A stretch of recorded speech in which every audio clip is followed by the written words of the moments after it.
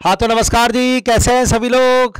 और मैं आपका एबी सर आशीष वाजपेयी सर आज आपके साथ आए और मेरे साथ एक बहुत बड़ी हस्ती, जी हाँ, जितेंद्र चांदवानी सर, आपके जेसी सर।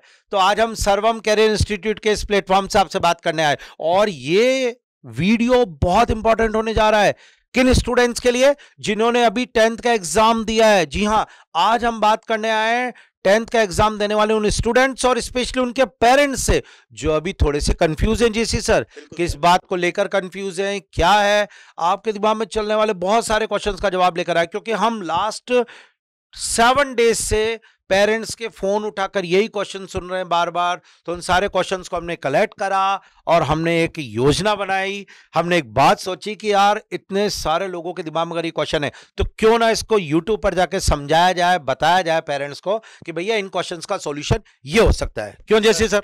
बिल्कुल सर। और क्या आप मुझे इजाजत देंगे, पहला क्वेश्चन मैं इस पर पूछना चाह रहा हूं जो मोस्ट ऑफ पेरेंट्स के क्वेश्चन है सर। हाँ, ठीक है, उसमें पहला क्वेश्चन मैं पूछना चाहता हूं सर। और मैं जानता हूं सर, क्योंकि आप हाईली एक्सपीरियंस्ड हैं, 23 ईयर्स से आप नीट एस्पायरेंट्स को पढ़ा रहे हैं। हमारी same to you sir. Thank you sir. तो मुझे ऐसा लगता है कि सर पेरेंट्स के उन क्वेश्चंस को हम बिल्कुल टू द पॉइंट आंसर दे पाएंगे। तो सर पहला क्वेश्चन पेरेंट्स का जो है कि सर 10th बच्चे ने कर लिया है, अब वो डॉक्टर बनना चाहता है, उसका ड्रीम है डॉक्टर बनना, तो क्या उसे नीट की तैयारी क्लास 11 से करना चाहिए या पहले 11-12 वो अपने बोर्ड्स पर फोकस करे, फिर 12th के बाद में ड्रॉप लेकर के तैयारी करे? तो सर ये कंफ्यूजन आप प्लीज पेरेंट्स का और बच्चों का दूर कीजिए। सच बात है, बिल्कुल। कम से कम 80% स्टूडेंट ने यही एक कॉमन क्वेश्चन हमारे सामने कराया उनके पेरेंट्स ने कि सर हम अभी 11th क्लास से इसको ज्वाइन कराएं, 11th क्लास से ही नीट की तैयारी करवाएं।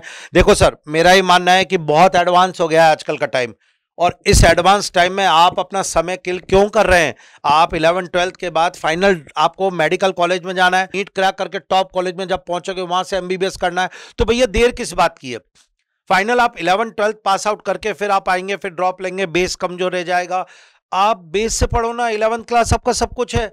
तो मुझे इसमें सिर्फ एक आंसर आता है, आपको वेट नहीं करना चाहिए, आपको 11th क्लास से ही नीट की तैयारी करनी चाहिए। 11th और 12th में जो नीट का पढ़ाया जाएगा और 12th के साथ ही नीट क्रैक करके अपने ड्रीम कॉलेज में पहुंचना चाहिए। बिल्कुल सही बात है। और सर जब बेस अगर उसका वीक हो जाता है तो जब वो ड्रॉप लेता है स्टूडेंट, तो मुझे ऐसा लगता है कि उसके ऊपर डबल प्रेशर होता है। यस, वही तो बात है ना। फिर उसको ऐसा लगता है अब मेरे को फिर ड्रॉप लेना है, फिर मुझे उसका बेस क्लियर करना है, फिर वो इसमें बहुत थोड़ा सा कहीं ना कहीं उसकी 11-12 में बोर्ड्स के साथ प्रिपरेशन के टाइम पर जो नीट के लिए अप्रोच होनी चाहिए कॉम्पिटिटिव एग्जाम के लिए, वो डेवलप नहीं हो पाता। बिल्कुल। तो ये तो शुरू से उसको उस तरीके के लिए स्ट्रांग बनाया जाए ना, और फिर क्यों ईयर खराब किया जाए? तो इस क्वेश्चन का जवाब मुझे तो ऐसा लगता है सर कि आपको स्टूडेंट्स और पेरेंट्स, मैं आपसे फिर कहना चाहूंगा, अगर आपने सोच लिया है कि बच्चे को डॉक्टर बनाना है तो आप प्लीज 11th क्लास से ही उस पर ध्यान दें और उसको 11th और 12th की प्रिपरेशन करवानी चाहिए। अब इसमें एक क्वेश्चन और आया सर नया।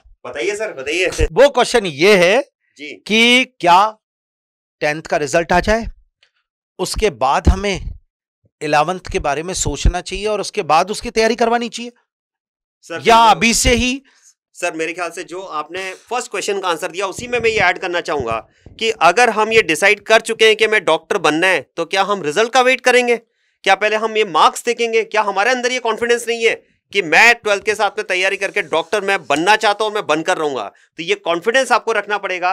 रिजल्ट का वेट नहीं करना है। हम 2 महीने घर बैठ करके जो अपनी स्टडीज की कंसिस्टेंसी है उसको ब्रेक क्यों करें सर? क्या बात है, बहुत सही बात है, बिल्कुल सही बात है। ब्रेक करना 2 महीने आप अपने खराब कर रहे हैं जहां दुनिया 2-2 मिनट के लिए भग रही है। और सर आप सोचिए कि जब नीट का एग्जाम होता है बच्चे का, उससे एक दिन पहले उसकी क्या सिचुएशन होती है सर? वो सोचता है मैं एक रोटी कम खाऊं, एक क्वेश्चन ज्यादा करूं। उस दिन हमारे लिए 1 घंटा इंपॉर्टेंट होता है, 1 मिनट इंपॉर्टेंट होता है, और हम डिसाइड करने में 2 महीने खराब कर रहे हैं। सर बिल्कुल प्रैक्टिकल बात नहीं है सर। उसे बिल्कुल बच्चे को वेट नहीं करना है। पेरेंट्स आप बिल्कुल इस बात का वेट नहीं करें कि पहले रिजल्ट आएगा फिर हम डिसाइड करेंगे। नो, आपने ठान लिया है, आपके बच्चे ने मान लिया है, तो फिर तैयार हो जाइए और अभी से स्टार्ट करिए नीट की प्रिपरेशन। क्या बात है। यानी क्वेश्चन नंबर 2 जो हमारे सामने आ रहा था उसका जवाब यह आ गया कि अगर वाकई में आपने ये सोच लिया है कि हमें डॉक्टर बनना है तो फिर आपको अभी से ही उसकी तैयारी करनी चाहिए, रिजल्ट का वेट नहीं करना चाहिए। क्यों? रिजल्ट आने के बाद आप डिसाइड करेंगे कि मैं बायो लूं, मैथ्स लूं, कॉमर्स लूं, आर्ट्स लूं। अरे भाई क्या बात है भाई, आपने तो डिसाइड कर लिया मुझे डॉक्टर बनना है। बिल्कुल बिल्कुल, आपके मार्क्स से तो सुपर आने वाले हैं। तो सर अब देखो ये डिसाइड हो गया कि 11 से तैयारी करना चाहिए, ये डिसाइड हो गया कि अभी से तैयारी स्टार्ट करनी है। तो अब तीसरा क्वेश्चन मैं आपसे ये पेरेंट्स के माध्यम से पूछना चाहता हूं, जो बहुत ही इंपॉर्टेंट है कि सर आपने बोल दिया कि 12 के साथ में सिलेक्शन चाहिए, लेकिन सर अगर 12 के साथ में सिलेक्शन चाहिए तो सिलेक्शन के लिए मैं किन बातों का ध्यान रखूं, कैसे मैं अपनी प्रिपरेशन स्टार्ट करूं, किन के साथ में स्टार्ट करूं, प्लीज आप इस बात के लिए भी गाइड कीजिए सर। मेरा ये मानना है कि सर देखो ऐसा है कि अगर आप 11th और 12th के साथ नीट की तैयारी कर रहे हैं तो आपको सबसे पहले जिस भी कोचिंग में आप सिलेक्शन करना चाहते हैं उस कोचिंग का पहला बेस होता है सर एकेडमिक एक्सीलेंसी। आपके बच्चे को पढ़ाएगा कौन, आप किनके हाथों में उस बच्चे को सौंप रहे हो, क्या उन्होंने इतने समय से नीट क्रैक करवाई है, उनके मेडिकल कॉलेज में पढ़े हुए स्टूडेंट्स हैं, इतने सालों का अनुभव है, तो आपको एक्सपीरियंस टीम पे ध्यान देना पड़ेगा, आपको टॉप एजुकेटर्स टीम पे ध्यान देना पड़ेगा।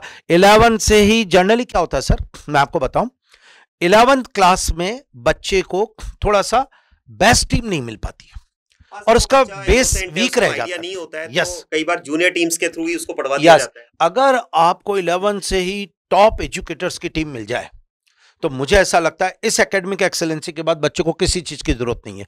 मेरा एक हमेशा का एक फेमस चीज है कि अगर आप किसी भी जगह अपने अस्पताल में जाएंगे तो आप वहां डॉक्टर्स को देखते हैं कि सर्जरी कौन डॉक्टर कर रहा है, आप हॉस्पिटल का नाम और ब्रांड नहीं देखते, आप देखते हैं सर्जरी कौन कर रहा है। तो आपको एजुकेशन में ऐसा क्यों नहीं देख रहे हैं भाई, जब आपने मेडिकल में ऐसा देखा तो आप एजुकेशन में ऐसा क्यों नहीं देख रहे हैं कि मेरे बच्चे को पढ़ाएगा कौन? साहब ये बेस्ट टीम पढ़ाएगी, मुझे इनके नाम पता है, इन्होंने इतने सालों से डॉक्टर बनाए, तो फिर मुझे इन्हीं को अपने बच्चे को देना चाहिए। मुझे ऐसा लगता है सर पेरेंट्स का किसी भी इंस्टीट्यूट पर सबसे पहला क्वेश्चन ये होना चाहिए कि आप तो टीचर्स के नाम बताइए कि कौन बच्चे को पढ़ाने वाले, बस बच्चा किनके हाथों में साल भर रहेगा, क्या वो बेस्ट टीम है, क्या उसका स्टडी मटेरियल बेस्ट है, क्या उन्हीं ने उसको प्रिपेयर किया है, क्या टेस्ट पेपर भी वो बनाएंगे, और सर सबसे इंपॉर्टेंट बात, क्या डाउट्स वो क्लियर करेंगे या नहीं करेंगे। यस, यानी बच्चे के साथ पूरे समय टच रहना चाहिए, वो वाला होना चाहिए। और दूसरा पॉइंट होना चाहिए सर पर्सनल केयर और मेंटरशिप। यस,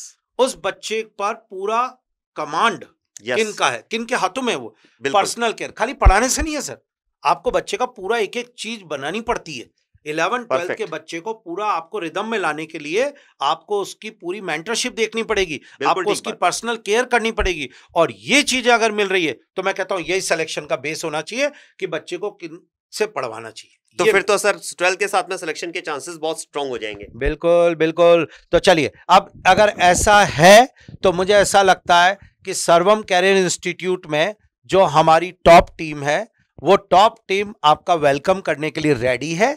और अगर आपको लगता है कि आज वाकई में हम लोगों ने इतने सालों से जो नीट के स्टूडेंट्स को तैयार करा है और हम इसलिए हैं, तो फिर आपको सर्वम इंस्टीट्यूट के साथ ज्वाइन होना चाहिए। तो सर्वम की यूएसपी ये भी तो है सर कि सर्वम केवल नीट का ही इंस्टीट्यूट है, यहां पर नीट एस्पायरेंट्स के लिए 100% फोकस के साथ में तैयारी कराई जाती है, किसी और पर कोई ध्यान नहीं, 100% नीट के लिए तैयारी। ओके, क्या जैसे सर सर्वम इंस्टीट्यूट 11th क्लास के लिए कोई बैच ला रहा है, तैयार कर रहा है? बिल्कुल सर, बिल्कुल 11th के लिए बिल्कुल हम नर्चर बैच अपना लेकर आ रहे हैं।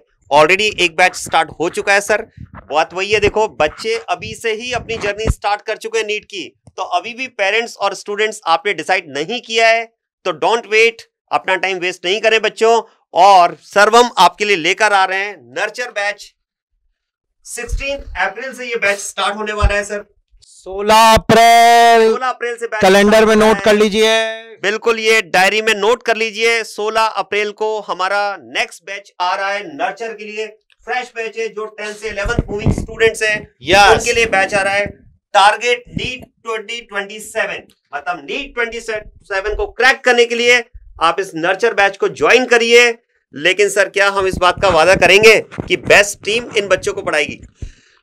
डायरेक्टर्स और सीनियर फैकल्टी पहली बार 11th क्लास में पढ़ाने जा रहे हैं, ये मैं आपको आज कह रहा हूं सर्वम कैरियर के प्लेटफॉर्म पर। जी हां, हम सभी डायरेक्टर्स और हमारी पूरी टीम जो है, जो सर वाकई में 12th पास बैच को पढ़ाएगी, जो 12th बैच को पढ़ाएगी वो ही इस 11th क्लास के बैच को पढ़ाएगी। बिल्कुल, ये सर्वम की खासियत रहेगी कि class 11th, class 12th, class 13 जो ड्रॉपर स्टूडेंट्स होते हैं, इवन डाउट्स भी कॉमन टीम बताएगी। सीनियर फैकल्टीज, डायरेक्टर्स ही इन सबको डील करने वाले हैं। जी हाँ, तो नर्चर कोर्स डेट एक बार और सर 16 अप्रैल। बच्चों और पेरेंट्स आपसे रिक्वेस्ट है इस डेट को आप नोट कर लीजिए और बिल्कुल भी लेट ना करें, ज्वाइन करें नर्चर के इस बैच को सर्वम के साथ में। अच्छा, एक छोटा सा क्वेश्चन और है, जैसे बच्चे हैं, बहुत बढ़िया बात है, 10th में मार्क्स बहुत अच्छे आएंगे, और ये तो क्या सर्वम कैरियर इंस्टीट्यूट में नर्चर कोर्स के लिए कोई स्कॉलरशिप है? बिल्कुल सर, स्कॉलरशिप टेस्ट भी यहां पर है, उसको हम बोलते हैं sir ASSET, Sarvam scholarship cum admission test. ये टेस्ट है जिसके थ्रू स्टूडेंट स्कॉलरशिप अवेल कर सकते हैं up to 90% sir. Up to 90%, yes, up to 90% scholarship आप इसमें अवेल कर सकते हैं डिपेंडिंग ऑन योर परफॉर्मेंस। आप इसके लिए हमारी वेबसाइट पर रजिस्टर कर सकते हैं एससेट प्रोग्राम को, और ऑनलाइन घर बैठ करके भी टेस्ट आप दे सकते हैं सर। क्या बात है। और आप कैंपस आना चाहें, अगर आप कोटा में हैं तो आप कैंपस आकर के भी टेस्ट दे सकते हैं, दोनों मोड अवेलेबल हैं। आप टेस्ट दीजिए, आपको उसका रिजल्ट मिलेगा कि कितनी स्कॉलरशिप आप उस टेस्ट के थ्रू नर्चर बैच में अवेल कर सकते हैं। तो दोनों पॉइंट क्लियर हो गए आपके। मैं एक बार फिर बोलना चाहूंगा कि अगर top educated team senior faculty पढ़ा रही है 11th क्लास में, तो इससे बढ़िया कोई नहीं है जो आपकी पर्सनल केयर भी करेगी और वो पढ़ा सकती है।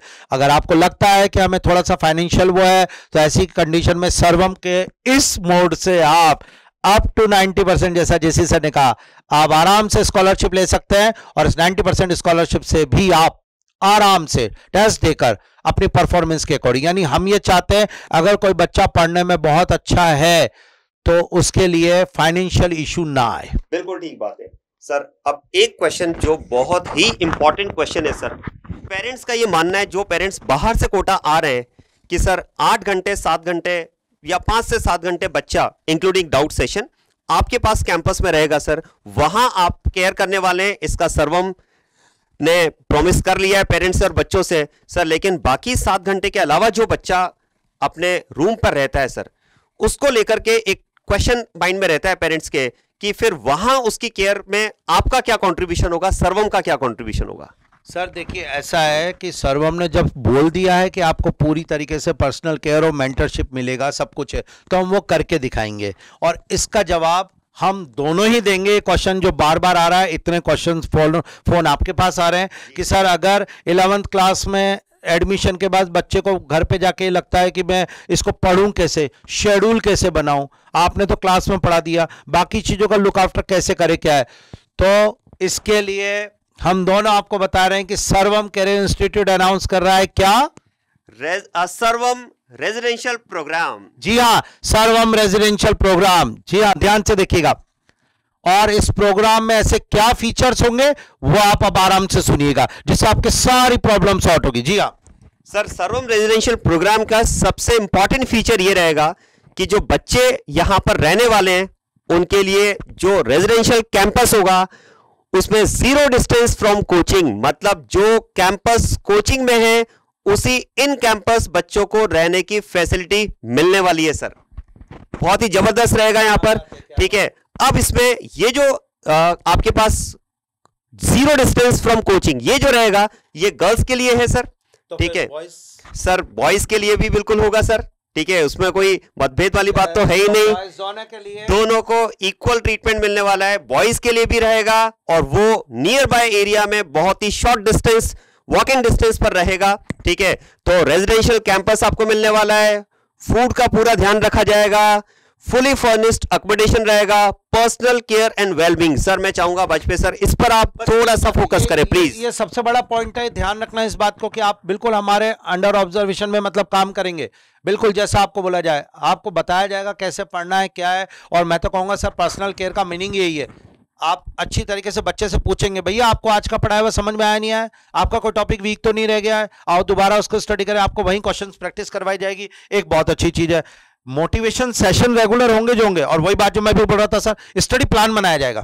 यस सर, स्टडी प्लान बहुत इंपॉर्टेंट है, स्पेशली अगर मैं क्लास 11 के बच्चों की बात करूं, क्योंकि 10 तक सर पढ़ने की अप्रोच अलग होती है, तैयारी अलग तरीके से होती है, लेकिन 11 पे जब बच्चा नीट की प्रिपरेशन करता है तो पढ़ाई की अप्रोच चेंज हो जाती है, और कई बार बच्चा वो प्रॉब्लम फेस करता है कि मुझे पढ़ना कैसे, मेरा स्टडी शेड्यूल क्या होना चाहिए, कितना टाइम मुझे थ्योरी को देना चाहिए, कितना टाइम क्वेश्चन प्रैक्टिस को देना चाहिए। ये स्टडी प्लान आपका तैयार करेंगे सर्वम की टीम मिलकर के। बिल्कुल। और एक बात जो सबसे बड़ी है वो ये है स्टूडेंट, हालांकि ये हम सभी पर अप्लाई करेंगे, पर फिर भी मैं आपको ये बात बता देता हूं इसका ये, और वो है कि जनरली ऐसा होता है कि बच्चे को जो होमवर्क दिया जाता है वो होमवर्क उसने किया नहीं किया, ये चेक कौन करे, ये बात ध्यान। तो मेरा ही मानना है कि अगर आप बच्चे को मेंटरशिप दे रहे हैं, आप बच्चे से पर्सनल केयर की बात करें, तो आपका सबसे पहला काम होना चाहिए कि उसने वो होमवर्क किया या नहीं किया, वो चेक हो। बिल्कुल सर, इसकी डीपीपी प्रोग्राम रहेगा, डेली होमवर्क चेकिंग। और ये प्रोग्राम, ये वर्ड भी सारे स्टूडेंट्स के लिए भी अप्लाई होगा, इनके लिए तो होगा जो होगा, या 11th क्लास के अंदर जो स्टूडेंट एडमिशन लेगा उसको जो हमने डीपीपी थी, जो हमने वर्क असाइन किया है, वो सारा वर्क वो कर रहा है या नहीं कर रहा है, इसको हमें नेक्स्ट डे, इसके लिए पूरी टीम है हमारी, बिल्कुल, और इस काम को करेगी। सर एक बहुत इंपॉर्टेंट, कई बार सर पेरेंट्स एडमिशन करा के चले जाते हैं, लेकिन कई बार सर पेरेंट्स उसके बाद में इंस्टीट्यूट से डिसकनेक्टेड फील करते हैं सर, तो वो भी हमने उसका सॉल्यूशन भी निकाला है। हम आपसे जुड़े रहेंगे और वो जुड़े रहेंगे वर्चुअल प्रोग्राम के थ्रू, जिसमें हम रेगुलर मीटिंग्स आपके साथ में करेंगे। जब भी आप कोटा विजिट करेंगे तब तो आप हमसे मिल ही सकते हैं, लेकिन क्योंकि बार बार पेरेंट्स का बाहर से आना संभव नहीं हो पाता है, तो हम मीटिंग्स वर्चुअली कर करके आपको बताएंगे बच्चों की क्या परफॉर्मेंसेस चल रही है और कैसे हम उनकी परफॉर्मेंस को एनहांस करने के लिए प्रोग्राम्स लेकर आ रहे हैं। आपका और हमारा और बच्चे का कंट्रीब्यूशन अगर 100% हो तो सिलेक्शन के चांसेस 100% हो जाते हैं सर। बहुत बड़ा फीचर, इसको एक्सप्लेन करो सर। डिसिप्लिन एटमॉस्फेयर सर ये बहुत जरूरी है सर, क्योंकि बच्चे जब कोटा में आते हैं तो वो डिसिप्लिन वे में अपनी स्टडीज कंप्लीट करें और यहां से अपना ड्रीम पूरा करके जाएं। इसके लिए सर डिसिप्लिन होना बहुत जरूरी है, क्योंकि 2 साल अगर आप कंसिस्टेंटली पढ़ते हैं और डिसिप्लिन के साथ में पढ़ते हैं और कॉन्फिडेंटली पढ़ते हैं तो आपके सिलेक्शन को कोई नहीं रोक सकता। तो डिसिप्लिन में आप रहेंगे, ये सर्वम टीम इस बात को टेक केयर करेगी। बहुत बढ़िया। तो मुझे ऐसा लगता है कि आपको हमारे सारे पॉइंट्स क्लियर हो गए होंगे, और वही है, मैं दोबारा इस चीज को करता हूं कि अगर आप चाहते हैं कि हमें 10th के बाद ही ये डिसाइड कर चुके हैं कि हमें नीट क्रैक करके अपने ड्रीम कॉलेज में जाना है, तो आपको 11 से ही तैयारी स्टार्ट कर देनी चाहिए, और उसके लिए भी देर नहीं लगानी चाहिए कि रिजल्ट कब आएगा, आपको अभी से सोचना चालू कर देना चाहिए। इस वीडियो के खत्म होते ही आपके दिमाग में एक बात आनी चाहिए, बस अब मैं बस नीट क्रैक करने के लिए लग जाऊंगा 11th-12th के साथ। और फिर सबसे बड़ी बात, अगर आप चाहते हैं कि कोटा की तैयारी करनी, तो आपका पहला पॉइंट होना चाहिए टॉप एजुकेटर टीम से पढ़ना।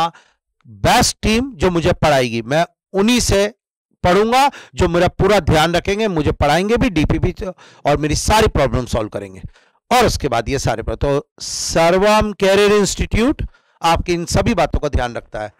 बिल्कुल सर। ठीक है सर।